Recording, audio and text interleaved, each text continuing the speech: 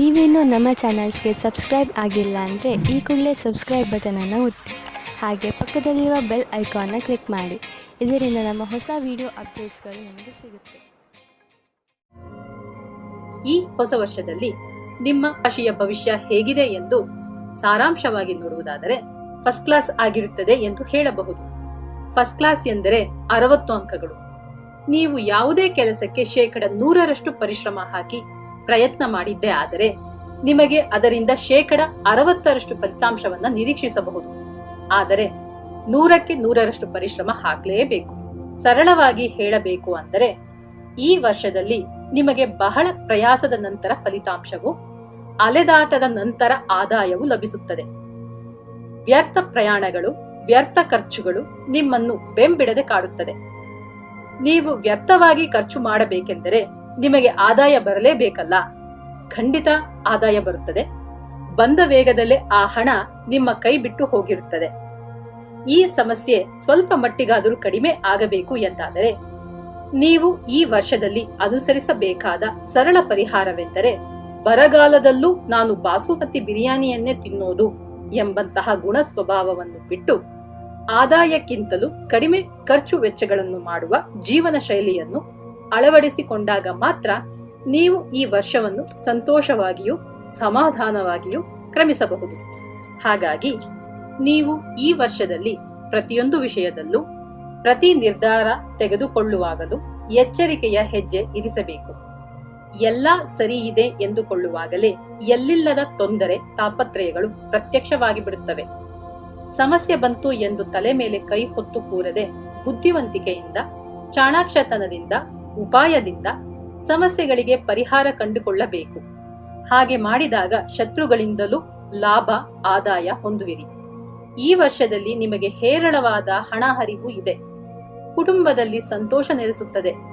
ಪೂರ್ವಿಕರ ಆಸ್ತಿ ಕೈಗೆ ಬರುತ್ತದೆ. ಕೋರ್ಟ್ನ ಕೇಸುಗಳು ನಿಮ್ಮಂತೆಯೇ ಆಗುತ್ತವೆ. ಮನೆಯಲ್ಲಿ ಸಾಕಷ್ಟು ಮದುವೆ ಮೊದಲಾದ ಶುಭ ಕಾರ್ಯಗಳು ನಡೆಯುತ್ತವೆ. ವಿವಾಹ ಪ್ರಾಪ್ತ ವಯಸ್ಕರಿಗೆ ಒಳ್ಳೆಯ ಸಂಬಂಧದಲ್ಲಿ ವಿವಾಹವಾಗುವುದು.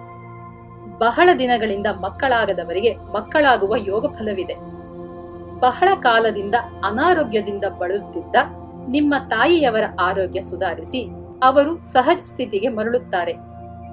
ಕುಟುಂಬ ಸಮೇತರಾಗಿ ಪುಣ್ಯಕ್ಷೇತ್ರಗಳಿಗೆ ಹೋಗಿ ಬರುವಿರಿ. ನಿಮ್ಮ ಮಕ್ಕಳಿಗೆ ವಿದೇಶಕ್ಕೆ ಹೋಗಿ ವಿದ್ಯಾಭ್ಯಾಸ ಮಾಡುವ ಆಸಕ್ತಿ ಹೊಂದಿದ್ದರೆ ಅಥವಾ ನೀವು ವಿದೇಶಕ್ಕೆ ಹೋಗಲು ಇಚ್ಛಿಸಿದ್ದಲ್ಲಿ ನಿಮ್ಮ ಇಷ್ಟ ನೆರವೇರುವ ಯೋಗವಿದೆ. ಕೆಲಸದ ಒತ್ತಡಗಳಿಂದ ನಿದ್ದೆ ಕಡಿಮೆ ಆಗುತ್ತದೆ. ಇಷ್ಟು ದಿನಗಳ ಕಾಲ ಗಂಡ ಹೆಂಡತಿಯರ ನಡುವೆ ಇದ್ದ ಮುನಿಸು ಮನಸ್ತಾಪಗಳು ಕ್ರಮೇಣ ಕಡಿಮೆಯಾಗುವುದು. ದಂಪತಿಯರ ನಡುವೆ ಏನೇ ಭಿನ್ನಾಭಿಪ್ರಾಯಗಳು ಬಂದರೂ ಪರಸ್ಪರ ಬಿಟ್ಟು ಕೊಡುತ್ತಾ ಹೊಂದಾಣಿಕೆ ಮಾಡುತ್ತಾ ಹೋಗುವುದರಿಂದ ದಾಂಪತ್ಯದಲ್ಲಿ ಸಾಮರಸ್ಯ ಉಳಿಯುತ್ತದೆ.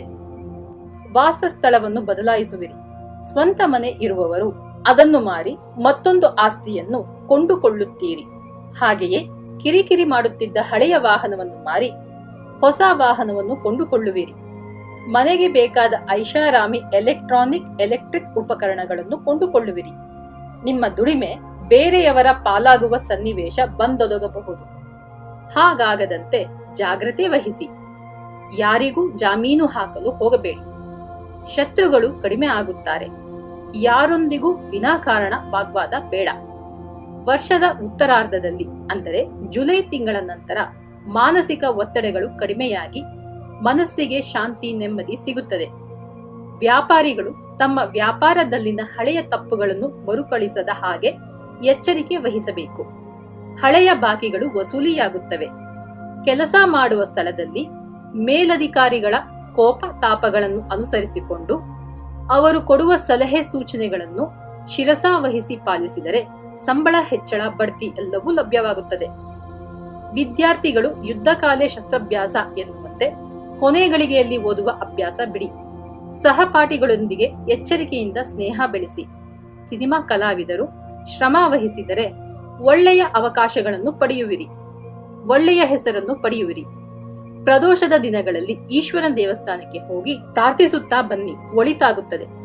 ಒಟ್ಟಿನಲ್ಲಿ ಈ ವರ್ಷದಲ್ಲಿ ಯಾವುದೇ ಕ್ಷೇತ್ರದಲ್ಲಿ ಗೆಲ್ಲಬೇಕಾದರೆ ಅನುಸರಿಸಬೇಕಾದ ಒಂದೇ ಒಂದು ತಾರಕ ಮಂತ್ರವೆಂದರೆ ಕಾಯಕವೇ ಕೈಲಾಸ ಎನ್ನುವುದೊಂದೇ.